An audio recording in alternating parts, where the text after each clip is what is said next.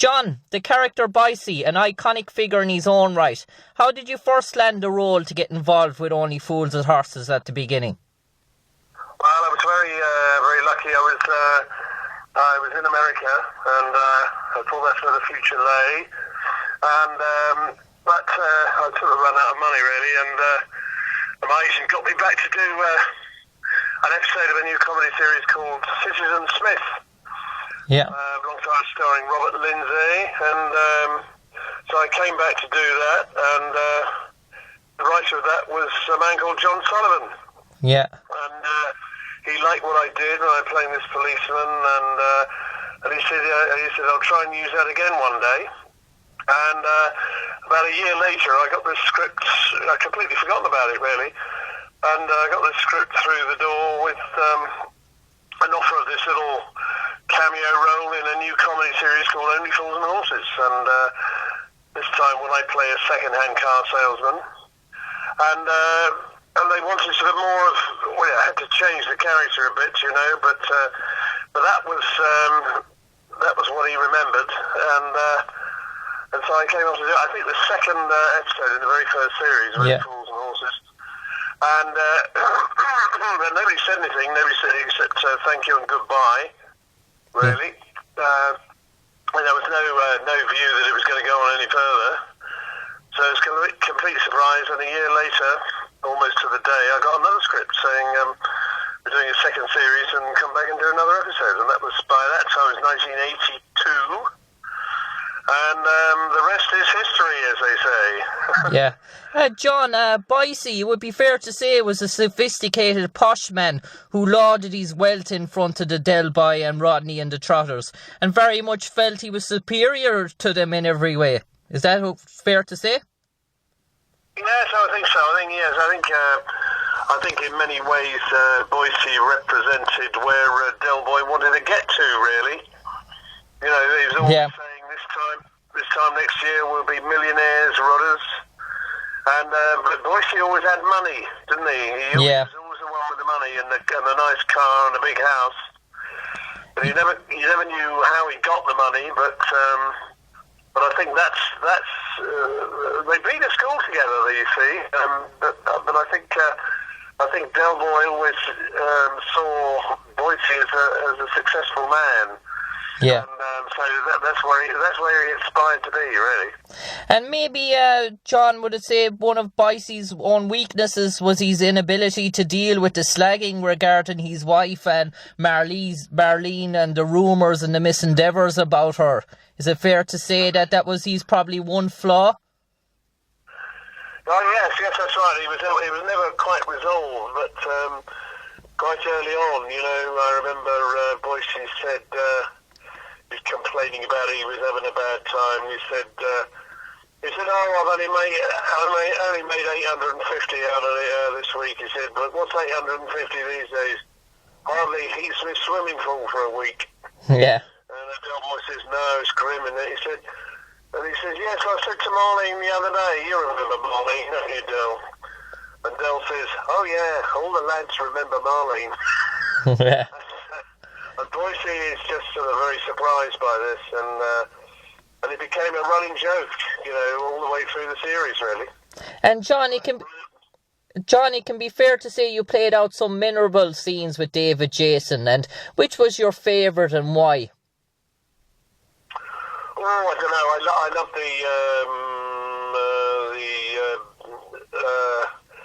the Batman and Robin sequence. Yeah. I think it was an episode called Heroes and Villains, where they think they're going to a fancy dress party, and they stop the local councillor getting mugged because they're dressed as Batman and Robin in the middle of the night, and eventually they get to what they think is a fancy dress party, but unfortunately the guy who's holding the party has passed away that morning. Yeah, I remember as well. He's become awake. Yeah. And Boycie doesn't tell him, and he shoot him in, and of course it's very embarrassing for him, you know. Yeah. I think he says, no, Del, no, he said, not the Penguin, more like the Joker, and he lets him in, and of course they're very embarrassed about it. But there's lots great stuff, wasn't there? I mean, there was Yeah. a whole thing when he changed Boycie's hair cream for some onion paste. Yeah. You know, because at that time Boycie was getting him to clean his car and all that, and then Boycie, unfortunately, he put this stuff on his hair and he didn't know about it, and he spent the rest of the episode sort of saying to people, "Can you smell onions?" Yeah. So I mean, that was all great fun to play. You know, there were so many great bits in the Nag's Head too. Yeah. And So many great scenes. John, I imagine there was an awful lot of sketches that did not make it to air, and what are your most funniest stories or memories of being on set? Oh, on set, I don't know, there's one where there's a lot of stuff that was never shown, you know. Yeah. Because John Sullivan always wrote too much, and so things had to be cut, you know. There's one scene I did with Mickey Pearce and Jevon. Yeah. I did the scene about 3 times. It's never been shown. It's only a little scene, and I'm selling him a car, you know. It's a very funny scene. Mm. So a lot of that was... there was a lot of scenes, a lot of bits on the cutting room floor, you know, and you think make a whole different series, I suppose. But I don't know. There's so many wonderful bits, aren't there? You know. Yeah. There was that mobile phone with the aerial that kept popping up, you know, and it changed the channels on the television in the pub. Do you remember? And Yeah. Boycie's trying to watch the racing, and and nobody can understand what's happened. Yeah. And of course, you're getting chased by the Driscoll brothers as well. Yeah. And you know, they finish up behind this curtain with Trigger hiding with the Driscoll brothers, but of course they're discovered. I mean, it's just sort of great stuff, you know. And the time when Boycie, when Marlene disappears, and they think he's buried her under the patio. Yeah. But in fact, she got off to London to have a boob job. Yeah. And Del sort of accuses him of murdering Marlene and putting her on the patio. And Boycie says, "Do you know how much I've spent on that garden? As if I'd dig up my own patio." And all this, you know. Yeah. But we had such a laugh doing all those things, you know. Yeah, and John, I would say Only Fools and Horses probably stands the test of time, and it's still even appealing to young viewers and attracting a new audience even to this day. And what do you think it makes it appeal to a vast array of generations, and what we describe as comedy gold in relation to the series can be just introduced or be on TV as of this year, and people will say who might have never watched Only Fools and Horses can sit down and say, "Do you know what? I really enjoy that. That makes me laugh." And is that really a test of a TV series that it can stay universal all through the decades? Yeah, I think so.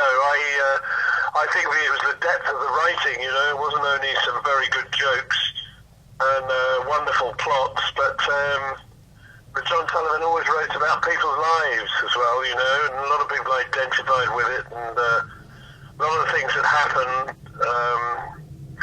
people would come out and say, "Oh, that happened to me," or "that happened to my brother," or you know, whatever it was, you know, because he wrote about difficult things, you know, Boycie and Marlene not being able to conceive a child, you know, which is a big problem for a lot of people, you know, but he just made you smile about it, you know. Yeah. And you know, and also when Grandad died, and he wrote an episode about you know, burying Grandad, you know, which is a very uncomfortable thing to have to do because Leonard Pearce was so much loved, you know, but he just made you smile because he got buried with the wrong hat, didn't he? Yeah, and then he introduced Buster Merrifield, Uncle Albert, and the whole thing went off in a different direction. But the great thing about it is that the characters are universal. Everybody knows one. Everybody knows a Trigger. Everybody knows a Boycie and a Del Boy. yeah. And I think the kids, the young people, you know, latch onto that, you know. It doesn't matter what generation. It crosses all those generations. And some very young people sort of pick up on it because because they love the adventures, you know, and Del Boy and Rodney, and they're great heroes. Yeah. Great sort of working class heroes, and I think everybody can identify with that, and every generation's been introduced to it by their parents. Yeah, and John, what was your own favourite episode of Only Fools and Horses? And finally, how do you want to be remembered for your role as Boycie in Only Fools and Horses? Well, I don't know. I think when you found out Boycie's first name in the séance scene in Sickness and in Wealth, I think, and it went round the table and the medium said, "I've got a message for someone called Aubrey." Yeah. And nobody knew who Aubrey was, and then eventually Boycie says, "I am here." Yeah. I think that was my favourite bit of the character. You know, I think it was just such a brilliant piece of writing and so well shot. But so many bits. I mean, all that sequence in Miami, you know, in the Everglades. Yeah, that was very good. Yeah. When Boycie and Marlene zooming about on the airboat, and they discover Delboy and Rodney sort of hiding from the alligators and the mafia. I think it's just a brilliant idea. That's all.